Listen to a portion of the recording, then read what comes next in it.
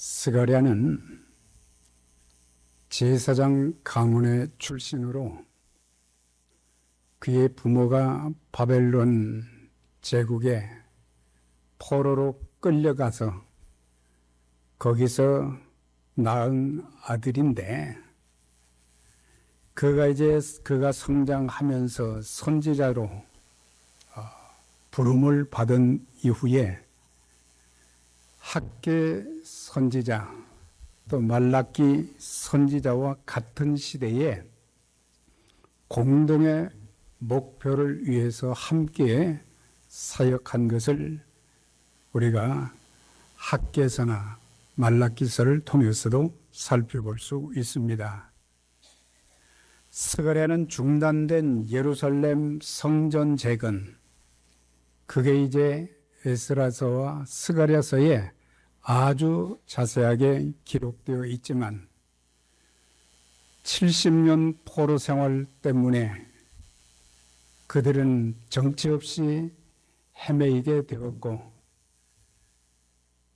그렇게 하나님이 함께 하신다는 예루살렘 성전에서 예배도 드리지 못하는 그런 상황 가운데 이제 해방이 되어서 예루살렘에 오자마자 성전 건축을 시작을 했지만은 얼마 되지 않아서 기초만 쌓았는데 중단이 되어 버렸고, 그래서 낙심과 절망 가운데 있는 백성들을 위로하고 격려할 뿐만 아니라 또한 포로로 귀환한 모든 백성들, 예루살렘에 있는 사람들의 영적 부흥을 위해서 애타는 마음으로 하나님의 말씀을 전하는 그런 모습, 위로하고 격려하며 절망적 상황에서도 영광스러운 미래를 바라보게 한 선지자가 바로 스가랴 선지자입니다. 오늘의 본문의 배경은 남한국 유다가 70년간의 바벨론 포로에서 돌아와 백성들이 무너진 성전의 기초를 놓기는 했지만은 방해자들이 많았어요. 그것은 이제 바벨론 제국에 의해서 포로가 되었던 남한국 유다, 그 백성들이 성전을 건축하려고 하는데 방해자들이 누구였냐면, 한때 남북이 통일 왕국이 되었을 때에 북쪽에 있는 10지파가 이제 사마리아 수도 사마리아의 중심에 살고 있었는데, 이 사람들이 말하기를 우리도 같이 성전을 같이 건축하면 좋지 않겠느냐. 그랬더니 남한군 유다에 귀환한 사람들이 우리는 당신들과 같이 성전을 건축하고 싶지 않다. 왜냐? 그들은 이제 우상 숭배와 또한 이제 우상 숭배뿐만 아니라 더 나아가서는 혼혈 정책을 통해서 순수한 이스라엘 백성들이 아닌 중간지대의 그런 백성들로 남한국 유다를 그렇게 미흡게 보았던 사람들입니다. 그렇기 때문에 너희들하고는 우리 같이 일을 할 수가 없다. 그러니까 이 사람들이 또 이제 주변의 대적들과 야합을 한 거예요. 그리고 아닥사스다 왕에게 편지를 썼어요. 고소를 했어요. 만약 당신이 이 사람들이 성전 건축을 할 수 있도록 내버려 둔다면 나중에 성전 건축이 일어나 힘을 얻은 뒤에 당신들을 배반하고 당신들을 칠 것입니다. 이렇게 하니까 왕이 또 겁을 먹은 거예요. 그래서 성전 건축을 중단을 시켰어요, 아닥사스다가. 그런데 몇 년 동안 이 기초를 놓고 건축하지 못하냐면 16년이 되었다는 거예요. 그러니까 16년 동안 이제 끊임없이 사마리아 사람들과 주변의 대적들이 아닥사스라를 중심으로 해서 예루살렘 성전을 재건하지 못하도록 하는 그런 일을 하고 있었다고 한 것입니다. 자, 그런 상황이 되니까 시작은 이제 열정적으로 했지만은 이것이 16년 동안 중단되다 보니까 총독 정치적인 지도자였던 스룹바벨과 또한 다른 지도자들 모든 백성들이 낙심이 되었어요. 너무너무 낙심이 되어 있는 그런 상태에서 하나님께서 환상을 통해서 스가랴 선지자에게 주신 말씀이 스가랴 전체도 되지만 특별히 본문 4장을 통해서 이런 상황 속에서 하나님께서 스가랴를 통해서 주신 그런 말씀 본문이 6절과 또 7절이 되기도 합니다. 자, 우리가 1절과 2절을 보게 되면은 스가랴가 본 환상과 그 의미를 먼저 살피고 그 다음 6절과 7절의 말씀을 상고하도록 하겠습니다. 그래서 1절과 2절에 스가랴에게 보여주신 환상이 뭐냐면 한 천사를 통해서 스가랴에게 와서 물었어요. 내가 지금 무엇을 보고 있느냐? 그랬더니 그가 대답하기를 내가 순금 등대와 그 다음에 기름 그릇 7등잔과 7관을 보았고 등대 좌우에 2 감람나무와 2 가지를 보았다고 대답을 했습니다. 우리는 이 대답에 대해서 2 가지 내용을 볼 수 있는 것은 그때 당시 남왕국 유다의 백성들이 처한 그 상황, 역사적인 측면에서 주시는 의미가 있어요. 그것은 스룹바벨이 건축하기 시작한 성전 공사가 잠시 중단되기는 했지만은 하나님의 성령의 도우심으로 반드시 큰 산과 같은 난관을 극복하고 준공되어서 하나님의 진리를 비추는 등대의 역할을 감당하게 될 것이다. 우리가 이제 구약 성경을 해석할 때는 항상 2 가지 관점에서 보아야 됩니다. 하나는 그 시대의 역사, 그 시대의 사람들에게 주시는 하나님의 메시지가 있고 더 나아가서는 장차 되어질 일, 쉽게 말씀드리면 그리스도께서 이제 하나님의 아들로서 이 땅에 내려오시는 초림의 역사뿐만 아니라 그리스도께서 사역하신 일들 그리고 장차 되어질 그리스도의 재림까지 이 내용들이 포함되어 있기 때문에 그래서 우리가 해석을 할 때는 항상 그 당시 역사적인 측면에서 주시는 메시지가 있고 더 나아가서는 신약 시대에 되어질 일들에 대해서 하나님께서 또 하나님의 자녀들에게 보여주시는 것이 있는데 예언적 측면에서 주시는 의미가 바로 나와 있어요. 순금등대를 보았다 그랬죠. 장차 오실 메시아를 통해 세워질 신약교회의 모습으로 순금등대는 예수 그리스도를 상징하고 있습니다. 그 다음에 등대 위로 뻗어진 7가지 위에 놓여진 7 금초대는 하나님의 값진 교회를 상징하고 있습니다. 스가랴 당시에는 순금 등대가 이스라엘의 언약 공동체를 상징했지만 먼 안목으로 볼 때는 신약 시대의 교회를 상징하는 것을 보게 됩니다. 교회의 기능이 무엇입니까? 세상에 빛을 비추는 등대로 주님을 온 세상에 드러내야 될 책임이 있다고 하는 것입니다. 이것이 이제 신약의 맥락에서는 교회가 세워지고 또 생명의 복음이 증거되면서 끊임없이 교회는 무엇을 하는 곳이냐? 생명의 복음을 전하는 곳이다. 생명의 복음을 전함으로 인해서 메말라가는, 죽어가는, 잃어버린 영혼들을 살리는 일을 하기 위해서 예수 그리스도를 통해서 전해지는 그 말씀이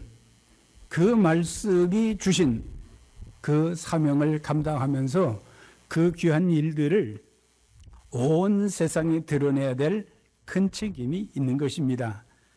또한 복음 전하는 일과 복음에 합당한 삶, 그것은 바로 빛과 소금의 역할을 감당해야 될 책임이 또 개인이나 교회에 있다는 것을 우리에게 알려주고 있습니다.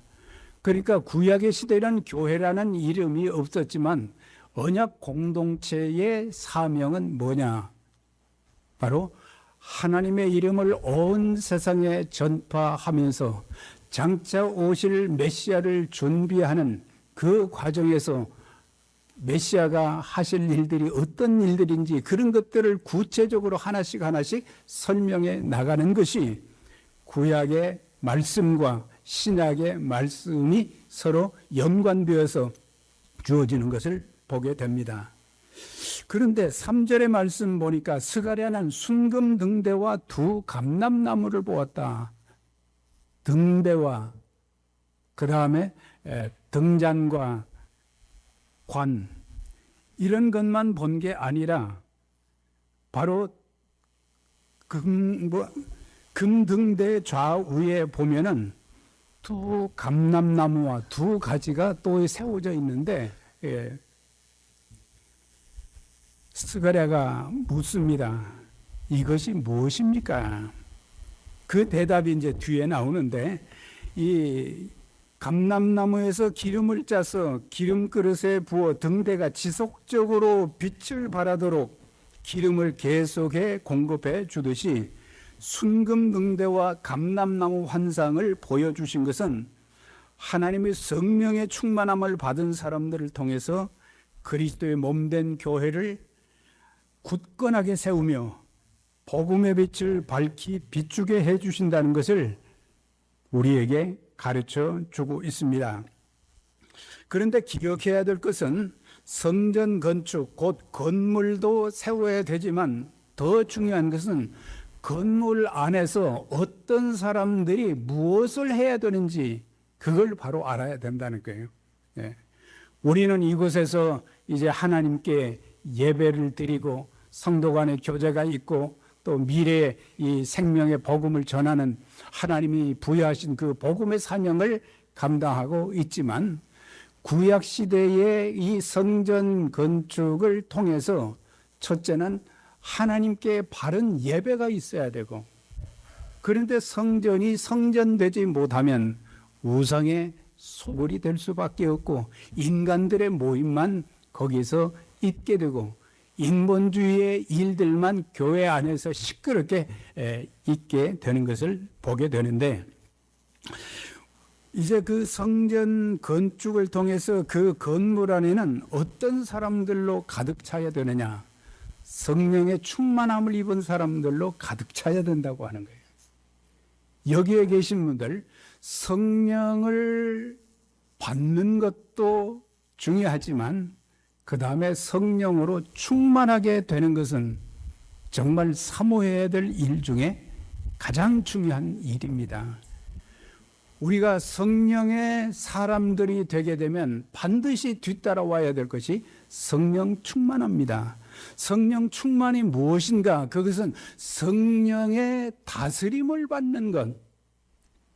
그래서 우리가 성령 충만했다고 하면 뭔가 뭘로 꽉 차 있다는 그런 의미도 있지만 그보다 중요한 것은 그분의 말씀, 그분의 부여하신 그 사명적인 그런 모든 내용, 그리고 때로는 여러 가지 악한 마귀가 틈타고 세상에 죄악된 것들이 막 들어올 때 그런 것을 물리치고 하나님의 영으로 이제 가득 찬 사람들은 하나님의 계시의 말씀에 우선을 둔다고 하는 거예요.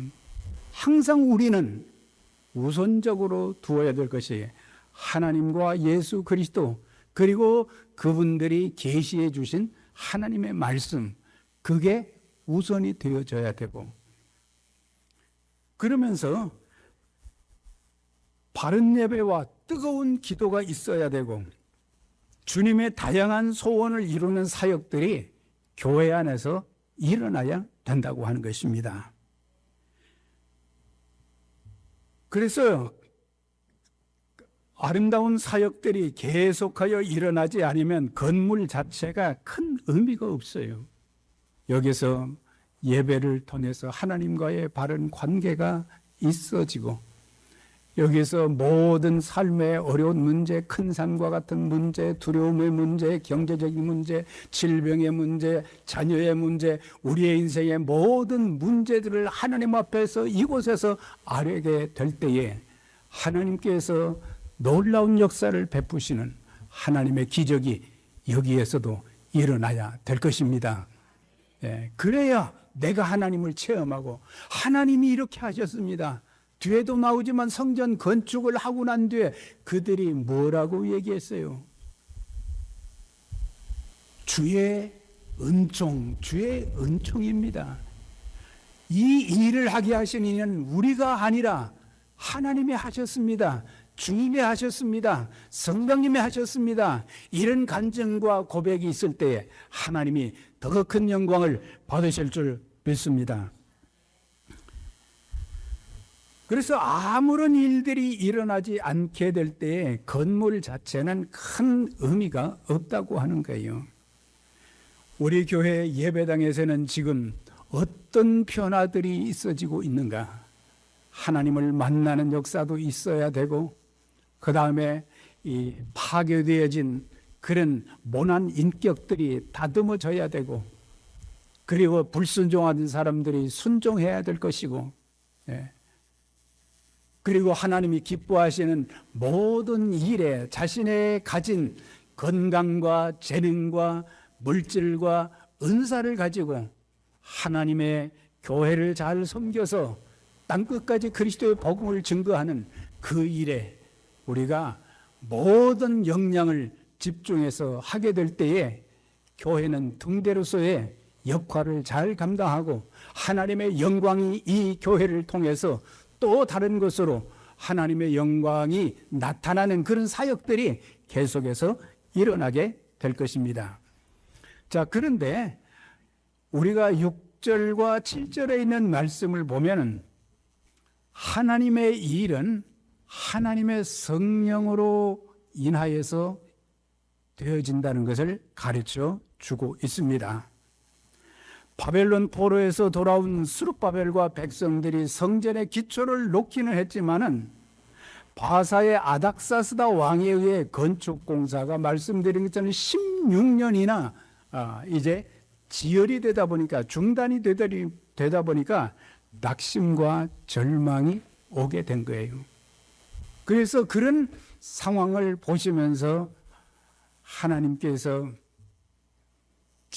저들에게 하신 말씀은, 이는 힘으로도 되지 아니하고 능으로도 안 된다. 힘으로도, 사람의 힘으로 또 어떤 권세의 힘으로 되는 것이 아니다. 오직 나의 영으로 되느니라. 개역성경에는 나의 신으로 되느니라. 나의 신, 나의 영은 바로 성령님을 가르쳐주고 있어요. 그래서 우리가 성도 하나님의 역사도 위대하시고, 성자 예수 그리스도께서 베푸시는 은혜도, 그분의 권세도 대단하시고, 성령님이 역사하시는, 성령님이 일하시는 그 사역도 죽은 자를 살리는 놀라운 역사가 있습니다. 마른 뼈들이 즐비하게 있었지만은 성령님을 통해서 생기를 불어넣을 때에 이 뼈 저 뼈가 서로 맞고, 그 다음에 사람의 모양을 입고, 나중에는 생기가 들어갔을 때에 거기에서 어떤 역사가 있었습니까? 큰 군대가 있었다. 이건 있을 수 없는 그런 일들, 믿을 수 없는 그런 일들이 이런 하나님의 역사를 통해서 하나님의 사람들을 통해서 그 일을 이루어 가신다고 하는 것입니다. 우리가 이런 상황 가운데서 하나님께서 스가랴에게 순금등대의 환상을 보여주면서 등대의 기름이 공급되어 등잔의 불이 밝혀지는 것처럼 하나님의 성령의 도우심으로 큰 산과 같은 문제였던 성전 재건이 잠시 동안은 멈춰져 있긴 했지만 그럼에도 반드시 완성된다고 말씀해 주신 거예요. 큰 산아 내가 무엇이냐 스룹바벨 앞에서 평지가 되리라. 큰 산과 같은 문제, 어떻게 해결할 수 없는 그런 문제, 낙심과 절망 가운데는 그런 상태에 있는 그들에게 스룹바벨이 거기에 기초공사를 했는데 그를 통해서 완성시키고, 그래서 보면은 큰 군대로 하나님께서 바꾸어 주시는 그런 역사가 있게 된 것을 보게 돼요. 자, 그러면 큰 산은 무엇을 뜻합니까? 성전 건축의 장애물들을 말하고 있어요. 그때 당시, 역사적으로 그때 당시 남왕국 유다의 백성들이 성전 건축을 시도했다가 16년 동안 이제 건축을 하지 못하고 절망 상태에 있을 때에 세 가지 장애물 때문에 그들은 아무 일도 할 수가 없었어요. 첫째는 정치적인 장애물입니다. 정치적인 장애물은 바사 나라의 속국이 되어 있기 때문에 모든 지배를 아닥사스다 왕에 의해서 들어지기 때문에 왕이 허락하면 할 수 있고 반대하면 이는 할 수가 없어요. 그러니까 정치적인 장애물은 아닥사스다예요. 그런데 하나님의 하시는 일들 보면 하나님의 성령으로 한다는 것을 우리가 알 수 있는 것은 바사의 초대 왕이었던 고레스도 하나님의 성령의 감동함을 받아서 그 백성들을 해방시켰어요. 그리고 성전 건축을 하라고 했어요. 그런데 이제 고레스가 죽고 난 이후에 또 왕들이 바뀌기 시작했어요. 이 사람이 처음에는 반대를 했어요. 아닥사스다가. 그러니까 주변 사람들, 사마리아 사람들과 주변 대적들이 쓰는 고소장에만 마음을 기울이고 귀를 기울이고 그렇게 해서 스탑 상태에 있게 된 거예요. 그런데 16년이 되었을 때 하나님의 성령께서 하나님의 신이 아닥사스다의 마음을 감동을 시킨 거예요. 이제는 성전을 건축해도 된다. 그러니까 모든 일은 하나님이 하시는 일들이에요. 우리가 힘으로 능으로 뭐 뇌물을 주고 그것이 아니라 하나님께서 역사하시면 그 누구도 막을 자가 없다고 하는 거예요. 악한 마귀가 우리의 앞을 가로막고 우리로 하여금 좌절과 절망 가운데 모든 것을 포기하게 한다 할지라도 우리가 주님의 능력의 손을 붙잡는 순간 그 어느 누구도 사탄도 반대할 수가 없고 막을 수가 없어요. 그래서 우리는 기도할 때마다 또 미국 목사님들이 기도할 때 항상 쓰는 수식어가 있어요. Almighty God, 전능하신 하나님. 그분이 생사화복의 주권자도 되시지만은 모든 것에 전능하신 하나님, 그 전능하신 하나님께서 여러분들을 붙들어 주시고 도와주시고 우리 교회를 든든하게 세워주실 줄 믿습니다.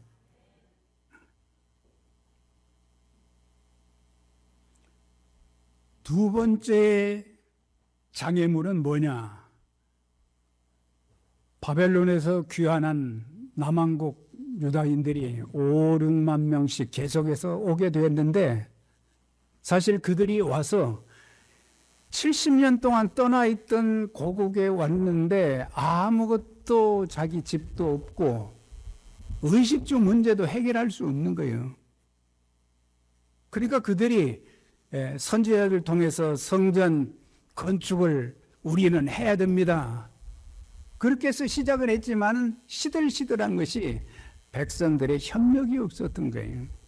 우리가 먹고 살 것, 생활할 공간이 있어야 되는데 그것이 급한 것이지 예배당 건축이 더 급하냐?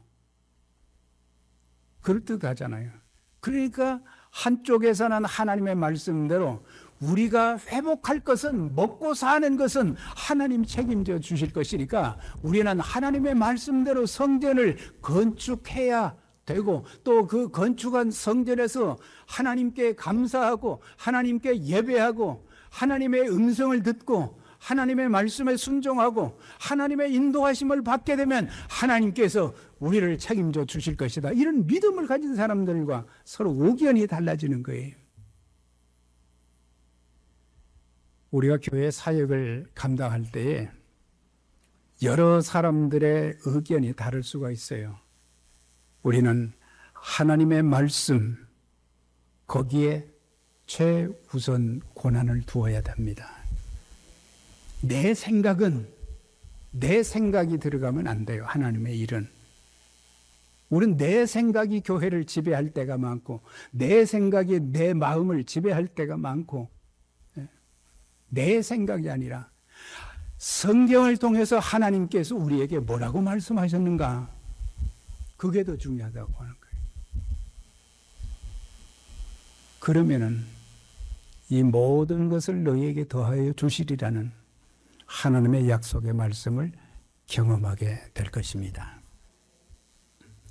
그래서 이런 무리들이 반대하니까 할 수가 없고, 그 다음에 세 번째는 한때는 같은 나라 백성들이었던 사마리아 사람들과 주변 대적들이 계속 방해하고 있는 거예요. 네. 그렇게 하니까 이거 하나님 뜻이 아닌가? 모르는 사람들은 자꾸 그러면서 건축이 지연돼도 그냥 뭐 또 때가 오겠지, 그렇게 한 것이 아닙니다. 그래서 계속 방해하고 있었기 때문에 어쩔 수 없는 그런 상황 가운데 있다 보니까 좌절되고 낙심이 되고 절망이 될 수밖에 없었던 것입니다. 우리가 이것을 통해서 배워야 될 교훈들이 참 많습니다. 우리가 하나님의 일을 할 때 큰 산과 같은 손님을, 복병들이 너무 많다고 하는 거예요. 우리가 신앙생활하면서 참 우리만 이렇게 하나님의 말씀대로, 하나님의 뜻대로, 또 하나님께서 들려주시는 대로, 하나님께서 기록해 주신 말씀대로, 또 성령님을 통해서 우리에게 주신 그런 음성, 이런 것을 따라서 해야 되는데, 네. 그런데 그 일이 쉽지가 않습니다. 사람들의 생각이 다 다르기 때문에 교회를 세워갈 때에 참 여러 가지 복병들도 많습니다. 순탄 대로를 걷는 것 같지만 또 사단이 역사합니다. 사람들이 사단의 역사를 깨닫지 못해가지고 오히려 하나님의 뜻을 거스리는 그런 경우들을 많이 보게 됩니다. 그러나 우리가 어떤 경우에든지 기억해야 될 것은, 어떤 상황에도 우리는 절대로 좌절하거나 낙심하거나 포기해서는 되지 않습니다. 한동안은 열정을 가지고 하지만은 그 기간이 길어짐에 따라서 사람들은 낙심하게 되고 포기하게 되고, 이거 하나님이 하시는 일이 아닌가 보다. 그런데 속지 마시기를 바랍니다. 하나님의 성령께서 여러분들의 지혜를 주셔서 말씀대로 순종하고 하나님의 뜻을 깨닫고 그 뜻에 나의 모든 결단을 이제 거기에다가 주장하는 그런 역사들이 일어나야 될 것입니다. 자, 그러면서 오직 하나님의 은총으로 이루어진다는 것을 또 깨닫게 해줍니다. 예. 하나님의 일은 성령을 통해서 되어지지만 나중에 성전 건축을 하고 난 사람들의 입에서 나오는 말이 뭐예요? 그가 머릿돌을 놓을 때에 무리가 말하기를 은총이 그에게 있을지어다 그랬어요. 모든 은총, 모든 영광을 하나님께 돌리는 것을 보게 돼요. 우리가 한 것이 아니다. 아닥사스다가 한 것이 아니다.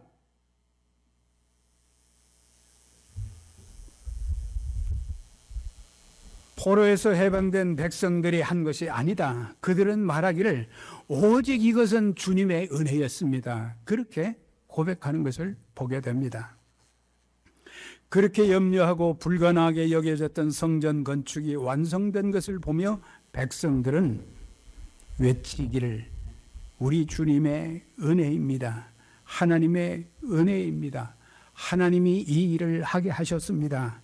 이렇게 간증할 수 있는 우리 모두도 되기를 바랍니다. 나의 된 것은 하나님의 은혜로 된 것이니 내게 주신 그의 은혜가 헛되지 아니하여 내가 모든 사도보다 더 많이 수고했으나 내가 아니요 오직 나와 함께 하신 하나님의 은혜로다.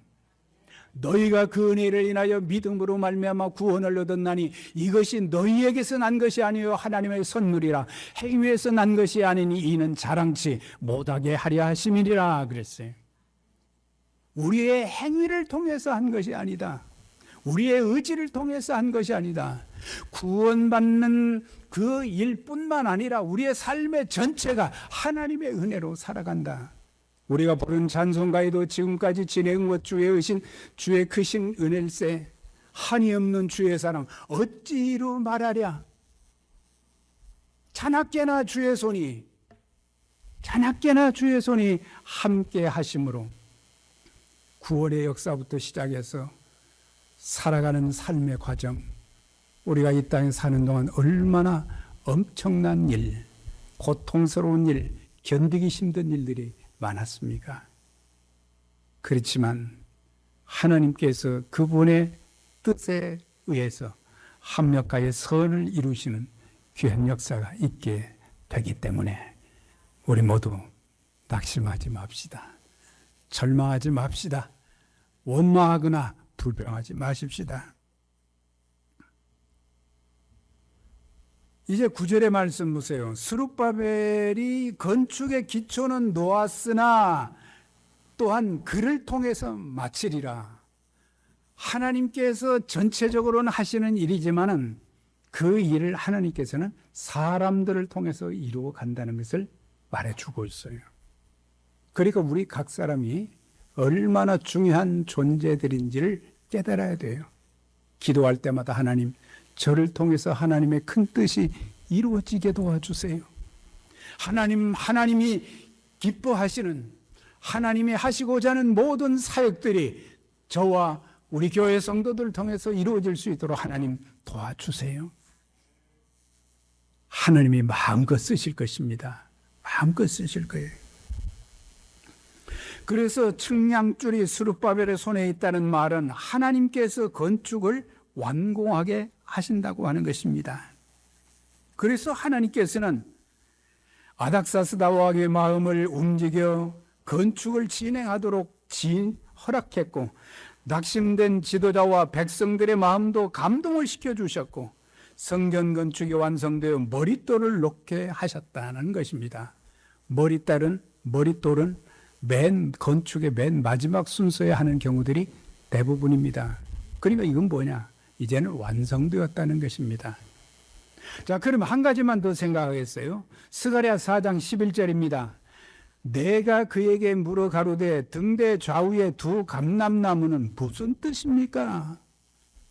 스가랴는 궁금증이 생긴 거예요. 이제 금등대의 역할에 대해서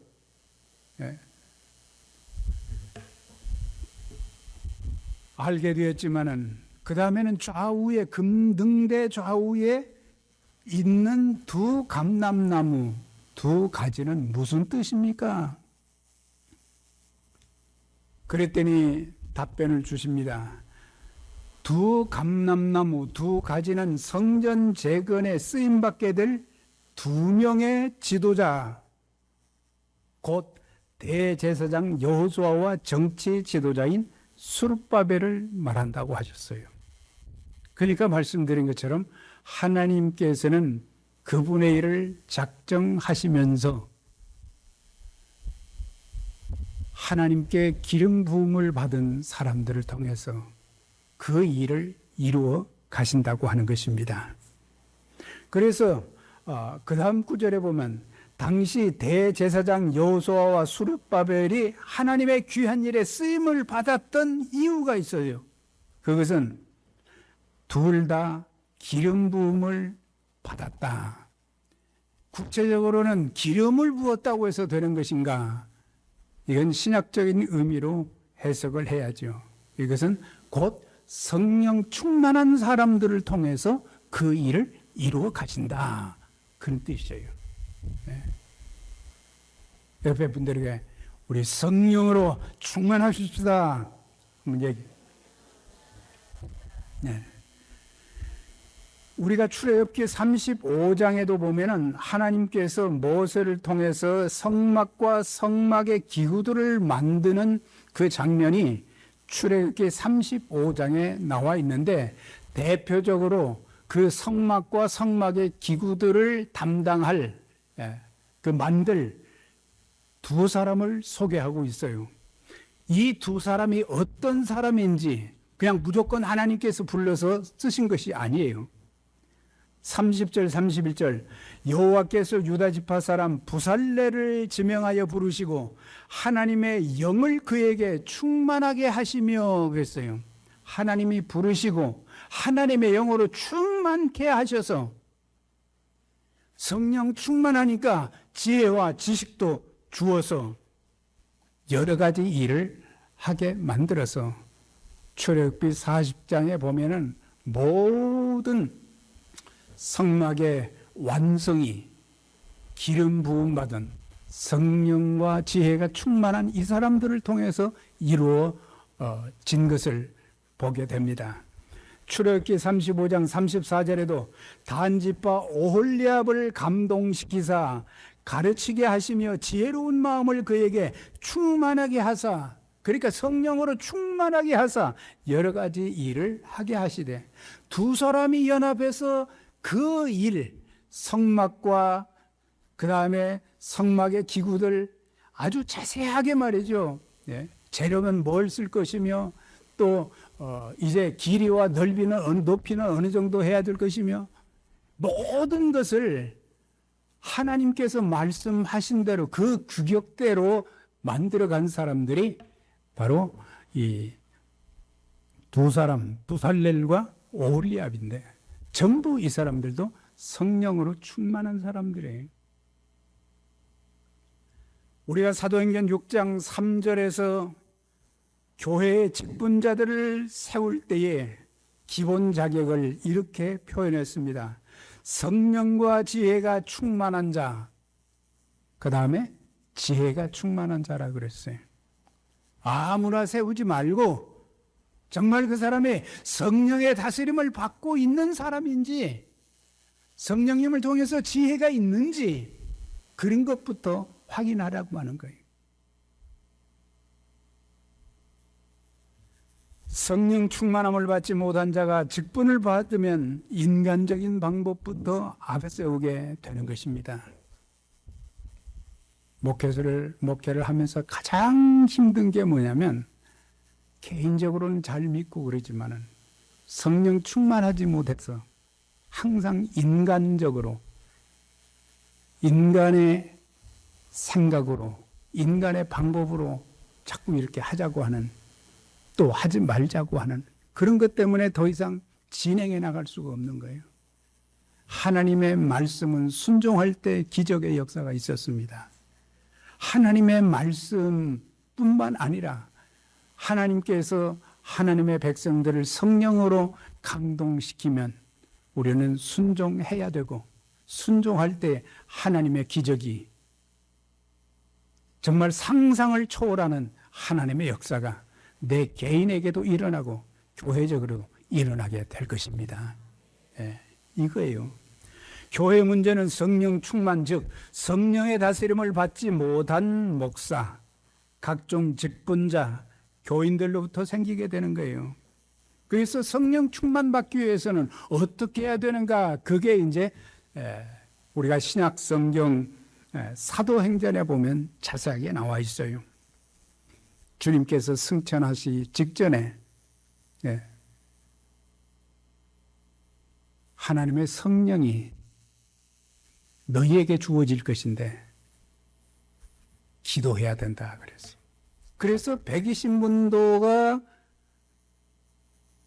마가의 집에 가서 하나님 앞에 끊임없이 열흘 동안 기도할 때에 120명 전체가 성령의 충만함을 받게 되었고, 그것이 2장 4절에 나왔죠. 저희가 다 성령의 충만함을 받고 성령이 말하게 하심을 따라 다른 방언으로 말하기를 시작하니라. 네. 함께 모여서 기도하는 가운데 성령 충만함을 받게 되니까 회개의 역사가 일어나기 시작했어요. 말씀 운동과 전도의 역사가 일어나게 되었어요. 성전에 모이기를 힘썼어요. 성도들이 자기 재산을 팔아 생활이 어려운 자들을 구제하고 성도 간에 서로 사랑하고 아끼는 가운데 그 다음 구절 보면 온 백성에게 칭송을 받았다 그랬어요.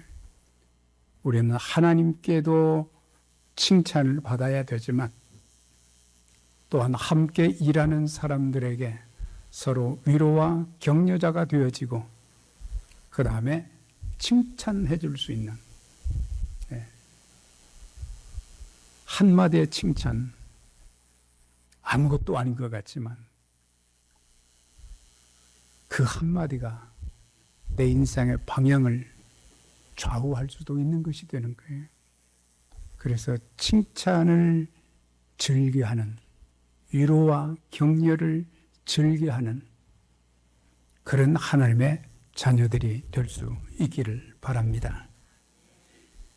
이제 말씀을 맺겠습니다. 우리의 사역에 큰 산과 같은 문제들이 많이 있을지라도 너무 염려하지 마시고 낙심하지 마시고 성령 충만함을 받아서 능력 있게 귀한 사명 잘 감당해서 땅끝까지 복음을 전하는 일과 하나님의 교회를 세워서 안디옥 교회와 같이 전 세계를 향해서 복음을 전하는 그런 아름다운 교회로 든든하게 세우고 또 그 귀한 일에 아름답게 우리 모두가 평생을 주님 앞에 쓰임받는 저와 여러분들이 다 되시기를 주의 이름으로 축원합니다.